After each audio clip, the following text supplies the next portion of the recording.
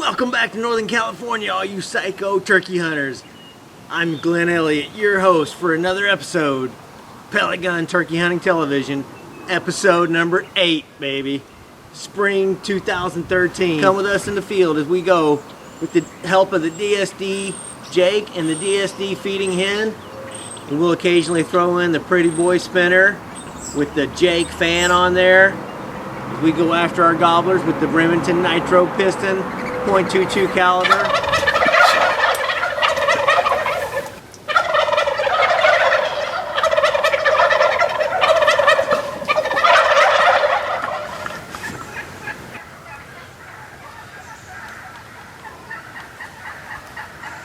I don't think Dirty B's gonna bring him in until they're on the ground. Looking at it, he's kind of freaking out. Look, there's two of them. Both giant longbeards. Whoa, white turkey.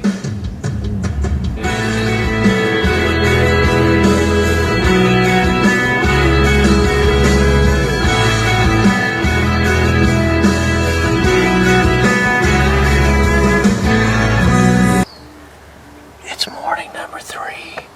We're back on top of another giant gobbler at a different location. This is our 3rd location in 3 days. And we've got him really close, maybe too close. We'll see what happens.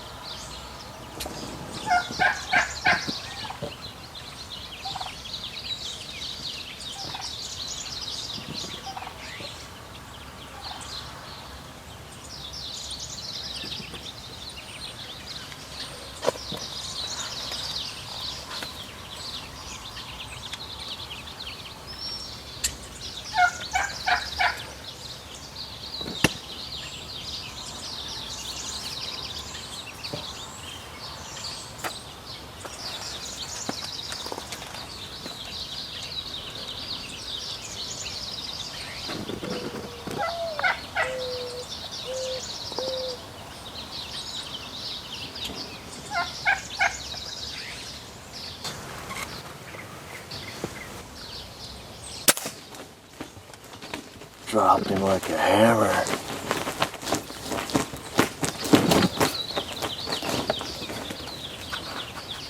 Pellet Gun Turkey Hunting Television, baby.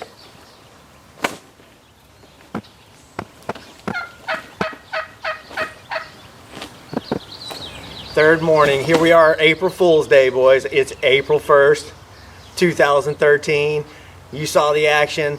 The Remington Nitro Piston SS .22 caliber pellet gun does it again, flawlessly. 7-yard shot. That was awesome. You saw all the jakes and the hens came into the gobblers, into the decoys, and the gobbler, he just couldn't stand it. It's 2.5 with about a 7-inch beard. Definitely not my biggest bird by far, but it was an awesome hunt here at Ken's. We want to thank Ken for having us out.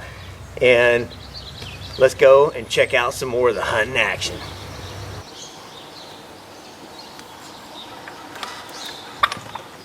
Now, one of the biggest dramas this year was you want to be really careful when you set your gun up on the side of your car in the morning. Now, over the last 4 years, my Remington Nitro Piston with the Centerpoint 3x9 scope, it's fallen over 3 or 4 times, and every time the scope was off. Now, I just thought it had the crosshairs were getting knocked off, but you'll see in this hunt, the morning of the hunt, the gun fell over, landed just like that on the scope, and I was telling myself, man, I should shoot this thing, but I went anyway.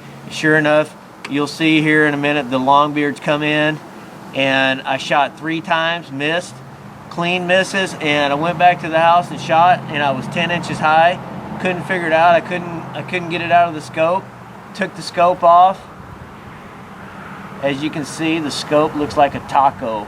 The scope was actually bent right here. There's a buckle.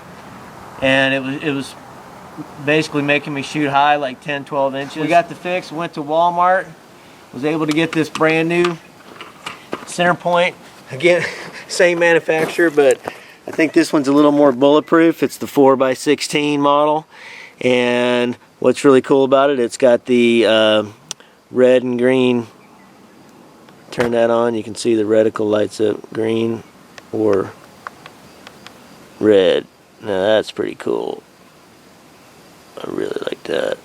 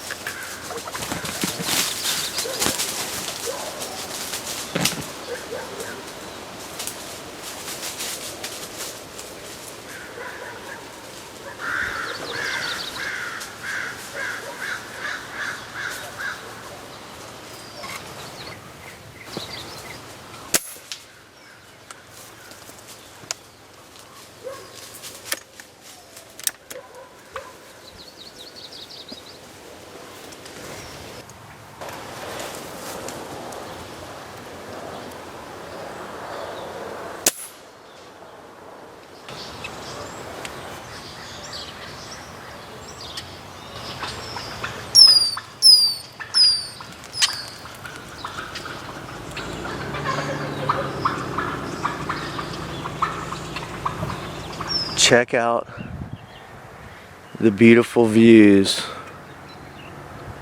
That's looking north up toward Redding. Right over that hill we've got Napa. Back down here over this hill, San Francisco. Oh crap! Giant gobbler!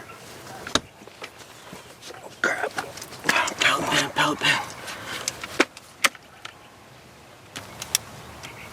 Oh yeah, baby. Shh, shh, shh. There he is.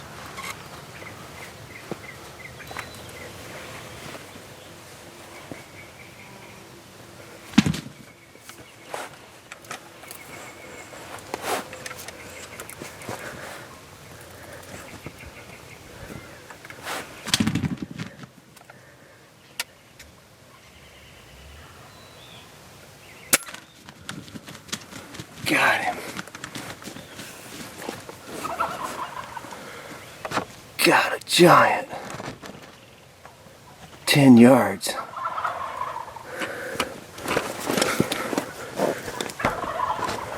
There's the rest of the flock right there.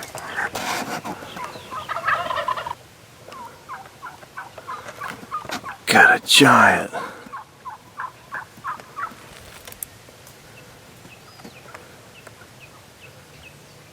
There's 2 more giants. Oh man. man, I wasn't even ready. This giant came in. I don't think he's going anywhere. He's just not flopping yet.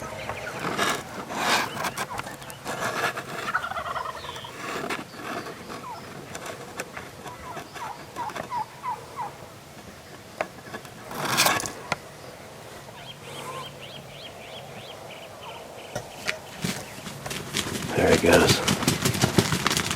See if they come running.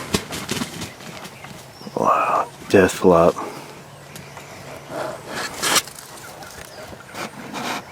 Those giant toms are wanting to come.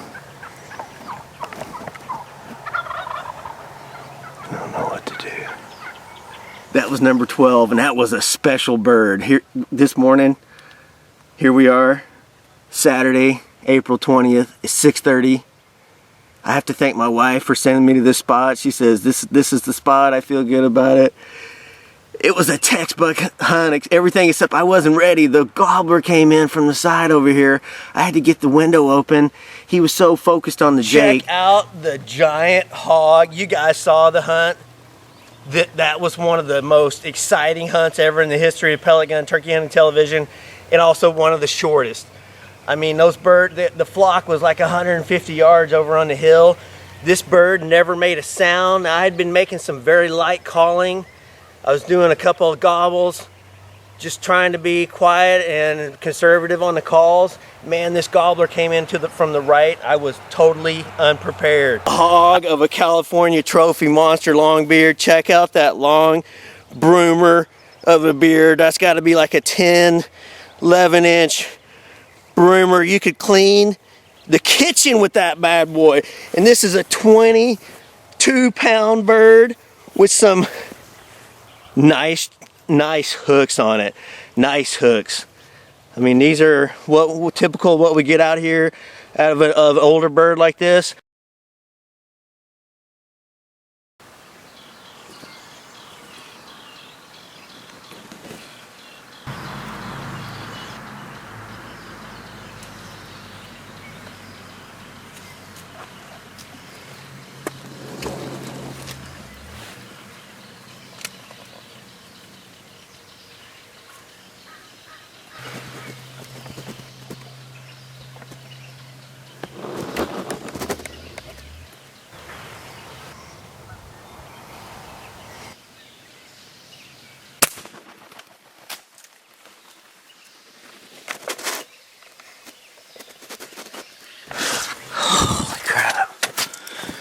Fast.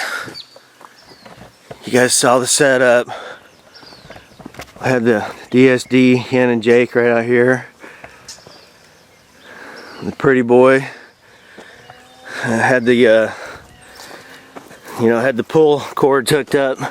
That really helped. Man, I gave it a little tug, and he came off the pine tree right there behind the barn.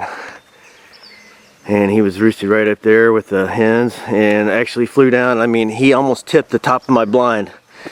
Landed right over in here. I didn't think I was going to get a shot, but he worked his way. You saw him work his way back across in front of the camera. The problem with these close shots is, oh man, it was so close. You can see here's the blind. I was literally 3 steps from where he was standing. 1, 2, 3. I would say he was right here. You're gonna hit very low, just like with a bow. When you have a 5-yard shot and you go with your 20-yard pin, you're gonna hit 3-4 inches low. Same thing with a pellet rifle. When you got your gun sighted in at 15 to 20 yards, at 5 yards, fact of the matter is you're gonna hit low. So you have to aim high. You got to read your map. And I hit him a little bit low, I think, and I had to go and make a follow-up shot. That's one of the first times I've had to make a follow-up shot. Let's go over here and get him, boys. So you can see he was huddled up right there. I was able to get a nice follow-up shot, 15 yards. He was basically back in this bush. You can see where he rolled down the hill. There he is, boys. Whoa. He had a journey. coming down this ravine. But we got him with a follow-up headshot. See, we got him right there in the top of the skull. First shot, I'd say the first shot was a little low. And this is not the heaviest bird ever. It's probably 17, 18 pounder. He's got a really nice, I would say that's at least 9, 10 inch beard. Decent hooks on him. Wow, check it out. This is the inside of the restored 1890s. Hey, look at all the old history.